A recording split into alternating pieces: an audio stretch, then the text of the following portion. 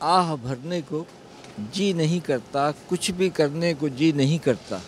ये मुकाम तो है डूब मरने का, और डूब मरने को जी नहीं करता। रुखसत होने वाले साल 2019 ने मुतवस्सित और गरीब तबके को मुश्किलात से दो चार किए रखा। महंगाई ने गरीब की कमर तोड़ कर रख दी। मैं तकरीबन कुछ 25 साल से ये सुनता आया हूँ। हर साल के अंदर ये कहा जाता है कि कितनी बेहतरी आएगी, कितनी बेहतरी आएगी।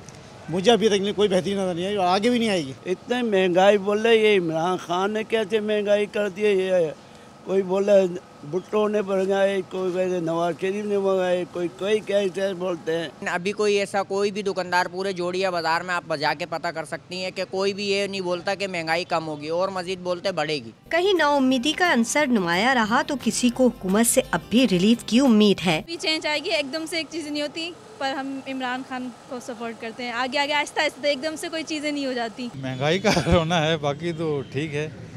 अब इमरान खान साहब जो आए हुए हैं तो हम लोग बहुत उम्मीदें लगाए हुए थे कि भाई महंगाई की बेहतरी आएगी और बहुत कुछ होगा।